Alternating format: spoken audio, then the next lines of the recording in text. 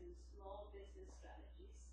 Our last video was, we discussed what is outsourcing, and in this video we're going to discuss what are the questions and the process that you need to go through when you decide that you are at the point of outsourcing something in your company.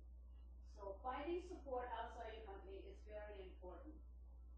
Juggling the needs of your company with the business tasks can be a very delicate act. As we discussed before, as a small entrepreneur, there's so many activities that you need to be on top of, that you need to make sure that your customers are satisfied, that either the product or the service is up to par, and then there comes a time when you're like getting a little overwhelmed, and you need to start thinking about, I need to delegate this to an outside vendor, I need to outsource.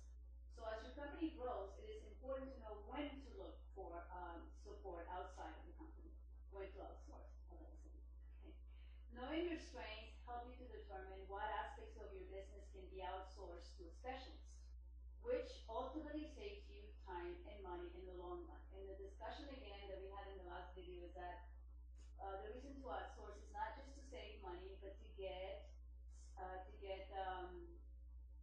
what is it called? The specialties, to get them to give you all of the skill that they know. Okay. So here are 5 keys to success when determining which tasks to outsource. Number 1, know your core value proposition. Now you're thinking, what is that? Okay, that's when I first came across it a while back, I was like, okay, what is that? So, but it's something very important. So I'm going to give you the definition of what it is. A core value proposition is a business or marketing statement that summarizes why a consumer should buy your product or use your service. Okay? This statement should convince your potential customer that your particular product or service will add more value or better solve their problem that someone in your competition would. So what does it mean? You have to think through this. You have to think through what is the core thing that I do that makes me different from the rest of the people who are doing the same thing or selling the same thing. And you have to think it through, and as it says, you have to make a business or marketing statement that summarizes why a consumer should buy your product or use your service. That's really important because your whole success is around that core value. Okay, that is what your mission is, that is what your goal is, that's why you got into business, and you need to have it written down like you have a business plan written down. I hope you have a business plan written down, and we're going to talk about that eventually one day. So this statement, you need to think through it. And why do you think through it? Okay, what is the most valuable thing that I bring to my customers? Okay, and how is it that I bring that value to them? And how is it that that's different than what other people are going to offer my customer? And everybody is like a thumbprint, so every entrepreneur is different and has different things to offer. And when you define that, then that gives you the ability to be able to build from there and always keep your core and your mission. If your core and your mission is floundering, you're not going to be very powerful in the market, okay? So again, make that business or marketing statement, write it down, tell yourself why your consumers should buy from you and not from your competitor, what makes you better, what makes you different, what brings more value to them. So the first step, as it says right here, is to intelligently delegate work outside of your company. The first step that you need to do before you delegate it is to understand your core value proposition. Okay? So here in one very small sentence, what it means is, what is it that you do best and better than the rest? Many activities that are important to running a business will pull your attention away from your core value and undermine your company's potential to grow. So again, once you have determined that, then you can build around it, and then you're not floundering. It's like a solid, it's almost like you just created a big hole in the ground, and this is your fundamental, your foundation. And from there, you start building, because by knowing your core value proposition, don't know it, if you're not sure about it, then your growth is going to be, like on those ropes that you're like always not knowing whether you're going to fall or not. So understanding your core value will help you to define those tasks that you can send out, because defining that is going to help you to understand, okay, what is it that I do well with my core value that I don't need to outsource, and then, okay, well, this is not very valuable to my core value, so I'm going to outsource that. Okay, so that's what that means. Be organized. Before you can delegate a task to be outsourced, you must clearly define the scope of the project or the work. So let's talk about an example. Building a website. Nowadays, if you are a small business person, or you have your business at home, or you have an internet business, the big deal is website, website, website. 50 years ago, when we wanted to start a business, the big deal was location, location, location. So to determine clearly the scope of the project is very important. Obviously you have traveled through the internet, you have seen the websites that you like to take parts of it or simulate. So you save them in a folder, and then when you sit down with the person who's going to work with you, you can show them, I like this way, I like that commerce, I like that, customer page, I like that testimonial page, and then you start getting a vision that you're going to impart to the person you're going to delegate that project to, and they're going to clearly understand what it is that you want. In addition, you should create a timetable for deliverables. So what does that mean? You have to, when you're creating a website, it's a back and forth between like, okay, the data that you gotta give that they're gonna input, and then the graphics and the art that they're creating for you. And so you should have, so timelines. Okay, so I give you this at this time, and you give me the first proof at this time, and we change it, so understand where you want to go, how long you want to take, and make sure that the person who you've chosen to do this project that you've outsourced with, that they understand that they're on the same page that you are. Okay, so you should have deliverables, that's what I just talked about, and you should have a template for reporting. As I told you, you need to make a plan, and you need to say, in 2 weeks I need to see this, and then they'll tell you in 1 week I need to have this data. And so you will have an existing strategy in case the relationship doesn't function very well as you feel it should.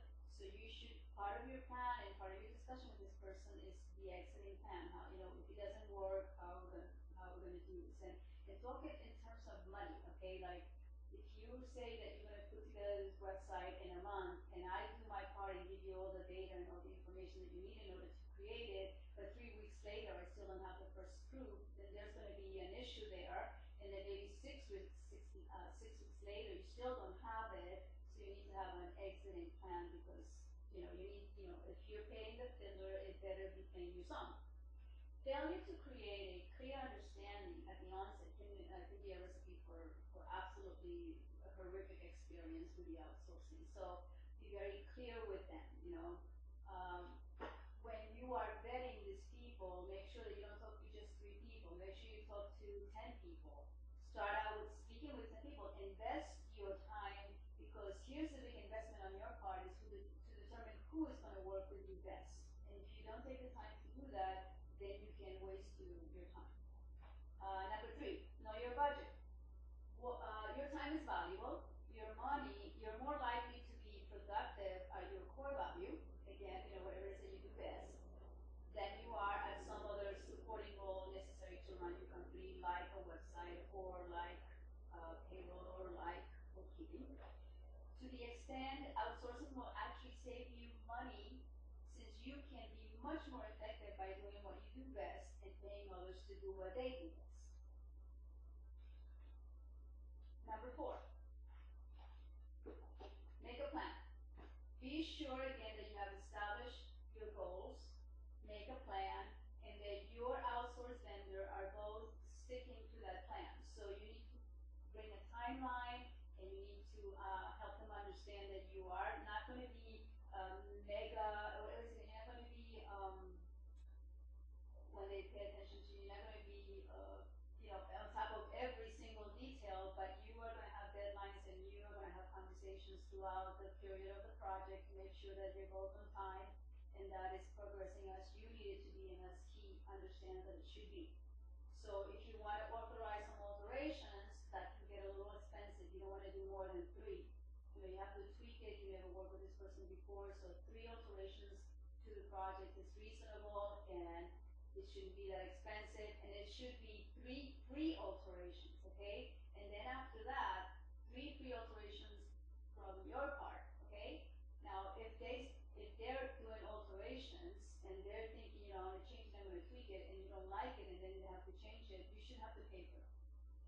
Each modification that sounds great as the project moves along could wind up costing you more money in the end. So again, it's going to defeat the purpose of outsourcing if you don't do the planning, if you don't put the timelines, if you don't have a clear understanding as to what your expectation is, if you don't have a good working relationship, if you have different values at this person. And so that's really important. That's why I would do 10, bring it down to 5, and then down to 3, and then I have 3 to work with in case one pulls out and it doesn't work. Then I don't have to start the whole process again. I've already vetted some people that can just take the project. Number 5, don't settle. If you aren't happy with the results or the partnership, it's possible you miss one of the steps along the way. So again, you need to have timelines, you need to have plans, and you need to have clear understanding. You have to be frank with the person. You have to let them know exactly what your expectation is. You are playing the fiddler, and he better play your song. You may not have made a good plan, or you may not have clearly shared the expectations, as I've already discussed. Whatever the case, if it becomes apparent that that project is not progressing well, you should have an exit plan. And it should be part of your discussion at the beginning, before the work begins, so that people understand if it doesn't work out for us, this is the way it's going to end, okay? These 5 steps apply to any outsource activity. Which tasks you elect to do in-house versus outsource depends partially upon your company's growth. So someone who's been in business for 1 year is going to have a different profile to outsource than someone that's in business for 5 years. And that's what it's talking about here, where it says that it's dependent on your growth. And it also depends partially upon finding excellent outsourcing partners. Again, create a database, talk to 10 people. You can do the 10 on the phone, and you can vet them on the phone. You need to have poignant questions. You need to make sure that you're going to have. It's like doing an interview for hiring. Now, if you're in business and you're an entrepreneur, you know how to hire. So in essence, this is hiring a contractor, and you can do the 10 conversations on the phone and then narrow it down to 5, and maybe meet with the 5 for 20 minutes or 30 minutes, and then narrow it down to 3 that you like, and then have extensive meetings with them. And those are the people you show your whole project to, and you give your whole vision to, and then whoever is the one that comes back that pleases you the most, that's the one you choose. And again, if that one falls by the wayside, then you already have to wait to work on your project. If you do elect outsourcing activities, remember that understanding and sharing expectations with the vendor is critical in order for the relationship to be effective. Again, we already discussed that, very important. So, outsourcing is for anybody. You don't have to be a big company. There are vendors for small companies, there are vendors for medium companies, and there are vendors for big companies. And usually the vendors for small companies is not other like companies, but usually you will find outsourcing to individuals. You can go to college, people who are learning IT, or people who are learning design or web design, and you can hire one of them if you're really brand new and you don't want to spend a lot of money. You cannot not afford to outsource. What can you outsource? Where can I find the resources? Okay, the resources are in the internet. I mean, it is unbelievably mind-boggling how much resources we have at our hands with what is going on nowadays. I mean, it's like we used to have to go to the library to do research. Now we just sit at home and we have all kinds of resources. One area in your business you can outsource is marketing, and we will be having a discussion. That's probably our next discussion. How to determine if you need to outsource more.